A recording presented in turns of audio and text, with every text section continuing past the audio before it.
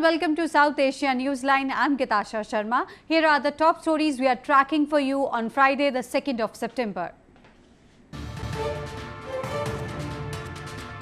14 dead, dozens injured in twin attack in Pakistan's northwestern province.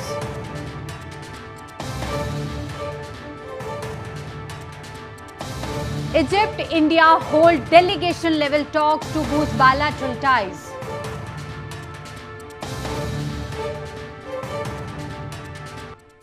And now for all the details.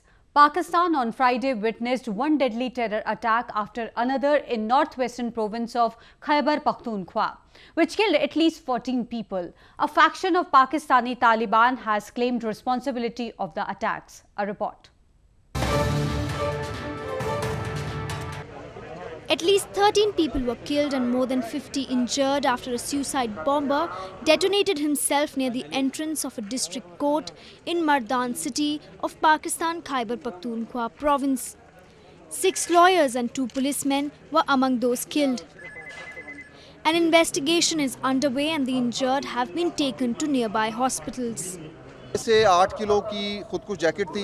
इसने पहले grenade फेंका है। वो grenade police वालों पे उसने अटैक जब किया तो पुलिस वाले उसमें जख्मी हुए ग्रेनेड से। पहला धमाका ग्रेनेड का था, दूसरा फिर वो जो 6 से 8 किलो बारूदी मवाद की जैकेट थी उसका था। The attack at the courthouse took place just hours after a group of 4 militants attacked a Christian neighborhood in Peshawar city of the same province. One civilian was killed before the security forces gunned down all the militants.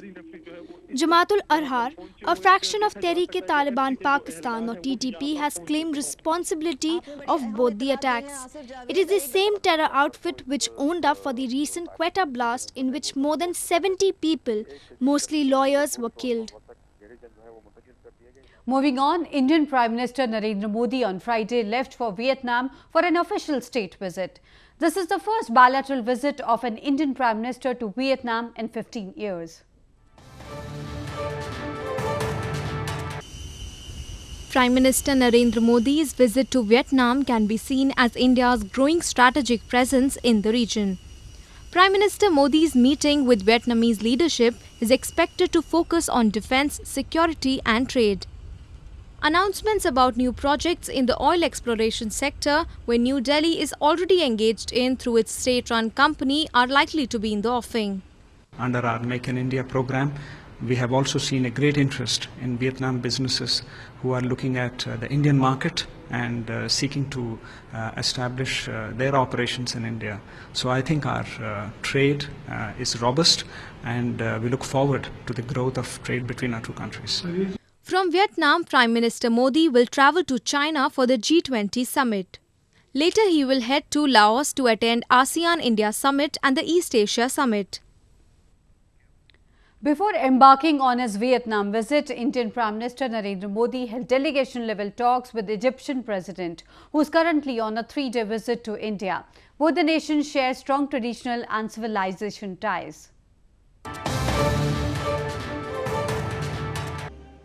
Egyptian President Abdel Fattah al-Sisi was accorded a ceremonial welcome at the Presidential Palace in India's national capital, New Delhi, on Friday. He was welcomed by both President Pranab Mukherjee and Prime Minister Narendra Modi. The visiting president later held delegation-level talks with Prime Minister Modi to discuss various bilateral, international issues for deeper cooperation in areas of security, counter-terrorism and trade. The two countries also signed an agreement in the area of maritime transport to set up cooperation on sea. The two leaders also expressed consent on the need to reform United Nations Security Council to reflect today's realities. We have agreed on an action-oriented agenda to drive our engagements.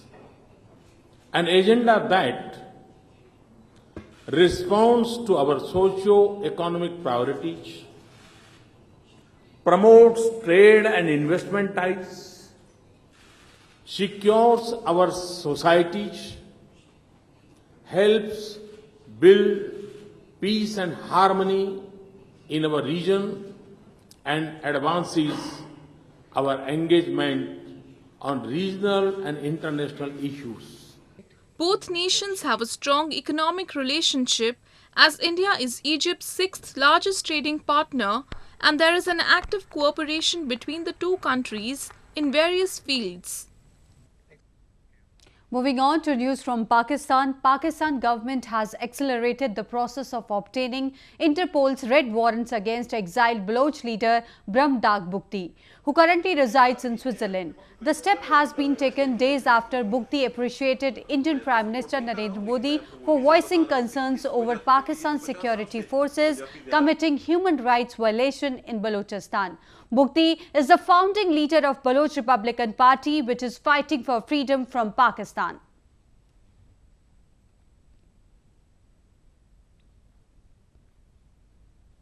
सबसे पहले तो ये देखे मैं किसी के खिलाफ जो एक चीज़ करने जा रहा हूँ, रेड कॉर्नर करने जा रहा हूँ, पहले तो अपने गिरबान में जाके कि उसकी सरजमीन जो टेररिज्म के साथ नापाक है, जो पूरे दुनिया के लिए एक दहशत की अलामत है. Moving on to news from Sri Lanka, the United Nations Secretary-General Ban KiMoon has told Sri Lanka that more can and should be done to address the legacies of nearly 3 decades of ethnic conflict. He is on a 3-day visit to the country. UN Secretary-General Ban KiMoon urged Sri Lanka to continue its efforts to address post-war reconciliation on Friday during his 3-day visit to the island. Sri Lanka's 26-year civil war ended in 2009 when the separatist Tamil Tiger rebels were crushed by now ousted leader Mahinda Rajapaksa. The United Nations has accused the military of killing thousands of civilians, mostly Tamils, during the final weeks of the war. The Tamil Tigers too were accused of violating human rights during the conflict. Sri Lanka is still in the early stage of regaining its rightful position in the region and in the international community. There is still much work to be done in order to redress the wrongs of the past and to restore the legitimacy and accountability of key institutions, particularly the judiciary and security services. Victims' families and rights groups also accuse the government of being responsible for the disappearances during the height of the conflict. Sri Lanka agreed last year to establish a credible judicial process involving foreign judges and prosecutors to investigate alleged war crimes during the conflict in line with the United Nations recommendations. Missionaries of Charity Global Order, founded by Mother Teresa in India's eastern Kolkata, continue her work amongst the poor. There is an atmosphere of festivity in India ahead of her canonization. Indian Foreign Minister Sushma Swaraj on Friday left for Vatican to attend the ceremony. Mother Teresa was known for her tireless work among the poorest of poor, the dying and the destitute, the lepers and orphans. On September 4, she will be made an official saint of the Roman Catholic Church just 19 years after her death. At Nirmal Hriday, meaning a tender heart, the first care shelter set up by her in 1950, the nuns of her order continue to provide love and care to the dying and destitute in the same vein she demonstrated throughout her life. She have seen people in front of her dying on the streets, or they are being eaten up by maggots, rats. They are eating from the dustbins. They are lying near the dustbins or drainages. She saw it herself and her heart was paining. She wanted a place where she can bring and take care of them, give them that dignity of life. A Nobel Peace Prize winner, Mother Teresa is seen as one of the most influential women in Church's 2000 years history. Hundreds of thousands of faithful are expected to attend the canonization service for the nun, which will be led by Pope Francis in front of St. Peter's Basilica. The Roman Catholic Church has more than 10,000 saints, many of whom had to wait centuries before their elevation. Earlier on Thursday, the portrait of Mother Teresa that will be displayed during her canonization ceremony was unveiled by an artist in Washington. The sport of polo is one of the most popular sporting activities in Dras region of India's northern Jammu and Kashmir province. A tournament was recently held which attracted many youngsters.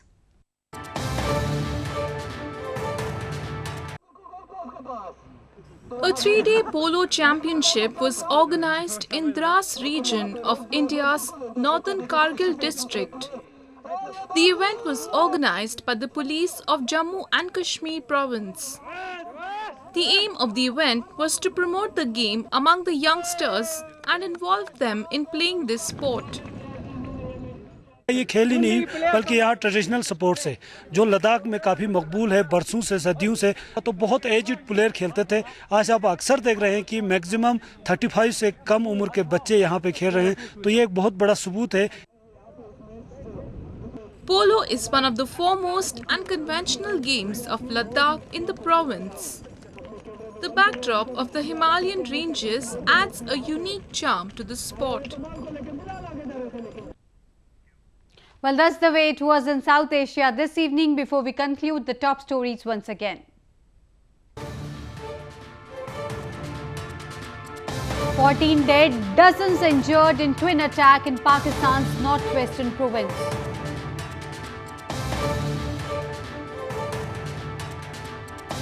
Egypt, India hold delegation level talks to boost bilateral ties.